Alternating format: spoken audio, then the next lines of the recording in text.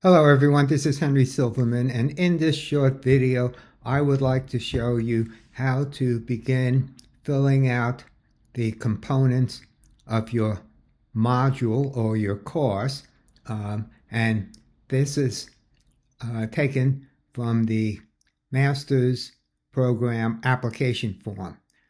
So let me go over some of the moving parts, and all of this is a lot of administrative input.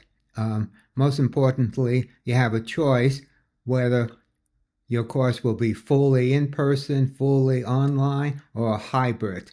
I recommend that we all have a combination of hybrid and in person.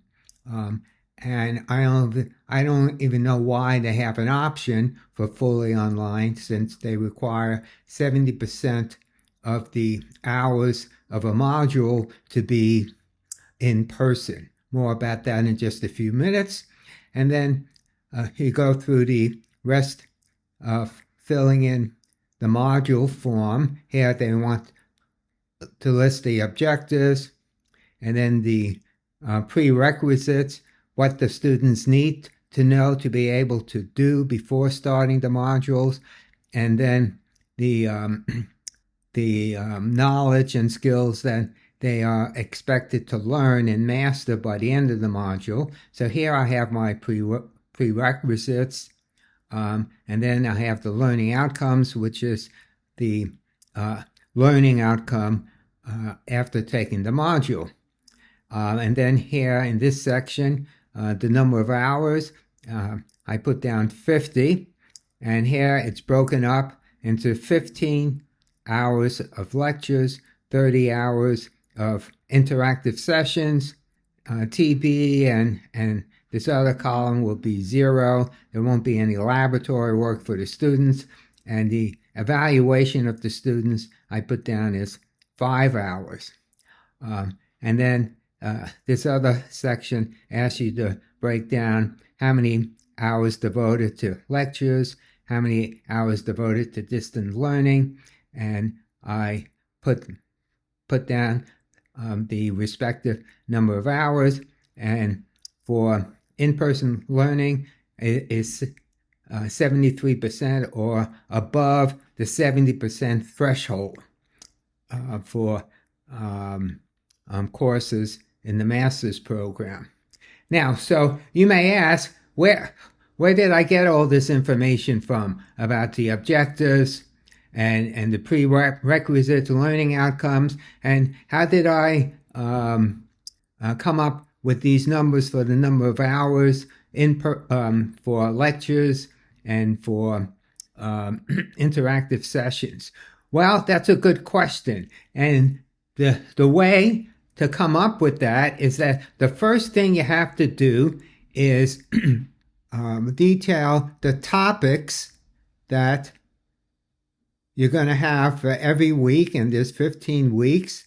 The 16th week is the final exam. So if you have the topics, then you'll know what are the learning outcomes, and then for each week, you want to state what you're going to do for that week.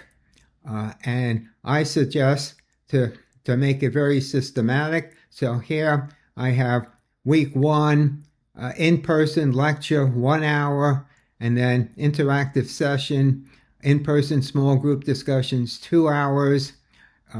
For week 2, which is virtual, 1 hour for that, and then 1 hour for virtual breakout groups, and then 1 hour, like later in the week, since this is online, will be an online discussion forum. So now, and for every week, I have the same proportion.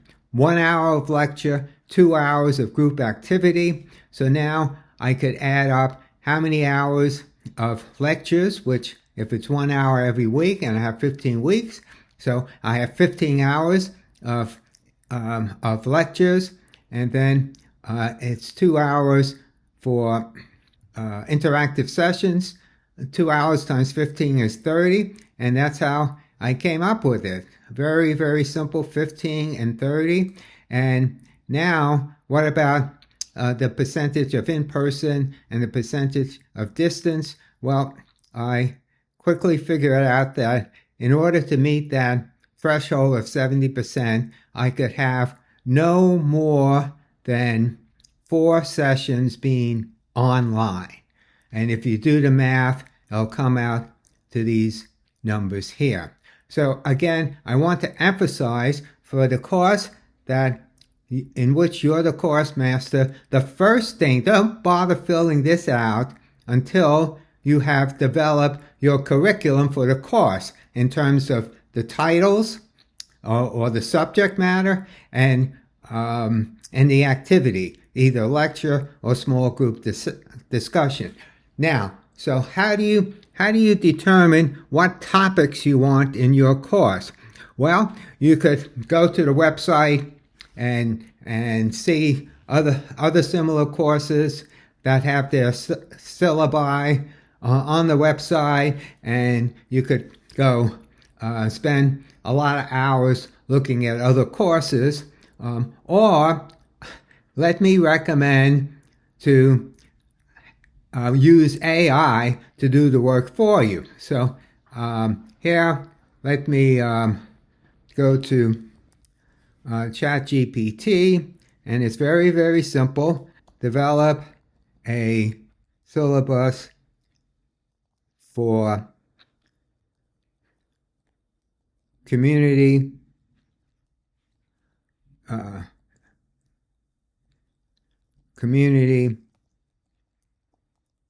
engagement research. Okay, and here's a structured draft syllabus, and they have course description, learning objectives. Here's the weekly schedule, and actually they also give you readings. More about that later, but here it is. It'll give me 15 weeks, and actually these readings that I'm looking at is right on, and it gives readings, assignments, key readings. Well, it only gave me 12 weeks. Please give me 15 weeks. Okay, you have to be watchful of AI. Okay, let me expand it to 15 weeks. So now, obviously, after you get this information, you review it. You want to make sure it's accurate, or maybe you want to delete some weekly topics and add other topics. That's up to you. But to get started with this laborious workload of developing syllabi, I suggest you to start out using AI, because AI gets it from the web itself, so use AI as a helper. And now, later on, the submission of the master's application is not asking for the readings and the cases and discussion prompts. That will come later. You don't have to worry about that now. Again, the major thing that you want to be concerned about, let me see, right here. The major thing is start working on developing your syllabi in terms of topics and the activities, and keep it simple. You could have the same structure for every week, and then after that, then you could fill in all of these other moving parts in the module format that's asked for in the master's application. At the very least, develop your 15-week syllabi. And I'm going to send out the latest version of the curriculum. During the last 2 weeks, I've been trying to attach names to topics. It's probably not perfect, so very important. Look at what topics you are supposed to be responsible for, and we could mix and match. Nothing is in stone yet, not yet, but it should be in the next few weeks. And let me recommend that we have a Zoom meeting.